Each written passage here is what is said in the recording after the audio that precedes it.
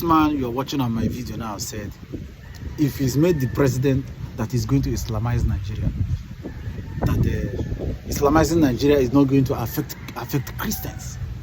But in the past, over the years, we saw what happened in the north, where somebody like Deborah and the other girl that was spied, and the other one that was held by Boko Haram, and the past experience Christians had experience in the north because of Sharia law. You understand? So tell me why it's not going to affect Christians, and why do you want to impose Sharia law in the whole of Nigeria? Meanwhile, let me not take much of your time. I want you to watch this video and hear for yourself. Maybe they have plan to Islamize Nigeria. At last, make you watch. You amongst them, yes, because you are a leading Islamic figure. Thank God. Why do you think Sharia is the... Let me ask you. Yes, sir. How does Sharia, if it is institutionalized, how does it affect you, a Christian? It affects me because of what I see happening in other parts of Nigeria. Are there not Christians in Kano, in Maiduguri? Sir, all over even though I'm the one asking the question, yes, the question I'm putting to you is that what has been the fallout of the introduction of Sharia in the northern part of Nigeria? How does it affect you negatively? That's the question. How does it affect Christians in those? Sir, Christians have been, discriminated against. They can't get lands for churches. They are being killed. They are being taken to Sharia courts. Who is killed? Sir, the Constitution. the next item after religion. Sir, the next item after introduction of Sharia legal jurisprudence is to set up the Hizbah police that says you can't drink this, you can't go to parties, you can't do this. Intolerance for Really? Yes, you are very intolerant. With the evidence, there's no evidence anywhere. From the north? There's no evidence anywhere. We are operating the same 1999 constitution as amended. Let me ask you pointedly, sir. Yes. Would you introduce Sharia if you become governor for your state? Well, if the people ask for it, let me tell you, even the constitution says it should be established wherever it is demanded. So it's open. You may introduce It is Sharia. open because the constitution allows it. I don't run away from battles. The Obafemi Awolowo that you and I are students of his ideology. Yes. Did he profess in any way? Let me tell you, it was Obafemi Awolowo who introduced Pilgrims Welfare Board. Not even a Christian, No, that's not introducing Sharia. It is part of Sharia. It is part of Sharia. I mean, a lot of people oppose Sharia, people like you, out of intolerance. No, that is the truth. That's not correct, sir. Let me tell you, if there is Sharia in any community, no Christian can be forced to go in on that Sharia. Because the Constitution is supreme. We have courts, we have legislation, we have lawyers. So how would anybody be forced to come under Sharia and he will not take a lawyer to defend his rights? Sir, is there any provisions in our normal legal jurisprudence that the laws of Nigeria cannot adequately cover that? We now need Sharia. Yes. I'll give you an example. I got married under Islamic law. If I want to divorce, God forbid, if I want to divorce any of my wives, where do I take the divorce case to? Do the normal courts not... The normal court, do they know Sharia? Do they know the provisions of the Sharia? Customary courts don't know. The illiterate in Sharia. You call a lawyer an illiterate in in the Sharia, about Sharia law, under which I got married. I doubt if Yoruba people support your candidacy. Let me tell you, you are talking as if every Yoruba man is a Christian.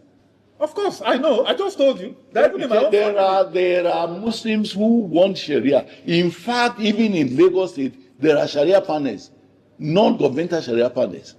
There is in Oyo, there is in Ibadan, there are in many communities, even in Ekiti. Let me ask you this, sir. One of the meetings that I saw you, when I told a friend of mine last night, so I was bringing you. You know what he said, sir? What did he say? He said, "Oh, please, Wale, I beg you, make sure you ask him what I am ready to. What is he doing? Hold on, I am ready to. I should ask you, what are you doing with Sheikh Abubakar Gumi? The simple. Why are you bringing Gumi? I didn't bring a terrorist sympathizer. I didn't bring him, and I don't agree with him on his position about. But why are you hobnobbing with him, sir? Not hobnobbing. The Muslims of the North, Muslim scholars of the North, and Muslim scholars of Yoruba land had a meeting about unity. And they invited many of us, And I went there. In fact, the day I went to that meeting, I was traveling abroad. I just got in there, spent about an hour or so, and left abroad. So what is the problem? Let me tell you, interestingly, Gumi has a police orderly following him all over the place. If the government did not find him sufficiently guilty to not only arrest him, but also goes, gives him police order, who am I to discriminate against Gumi? Okay. Let's rest on that. Who wins 2027 elections? God will decide. Oh, You mean at the presidential yes, level? at the presidential level. I know by the grace of God, Bola Ahmed Tinubu will remain as our president. So Peter Obi, Atiku They are Abubakar, just wasting their Omo time. Elesowore, They are just wasting their time. They are Adebayo, Adewale. noise makers. Oh, Many of them are very intelligent, but in terms of the Nigerian president, yes. it is Bola Ahmed Tinubu's continuing turn. In 2023, sir, Atiku Abubakar, Peter Obi got almost 12 million votes, 6.9, 6.1. So they will add that of 2023 together. They are actually expected to build on it. So who told you that APC will remain with just 8 million votes? Of course. When more than half of PDP who gave Atiku some 6% are already with us now. So what you're saying is that it's a foregone conclusion. I am very sure about that. God has assured me that Tinubu will remain our president. And then in those Irrespective- states. By the grace of God, if I am given a ticket, I win. But what are your Hands chances? What are your chances? No, it's How up to God. bright I'm not God. I don't decide. It's only God. I don't beat my chest when God has not yet told me who would be governor.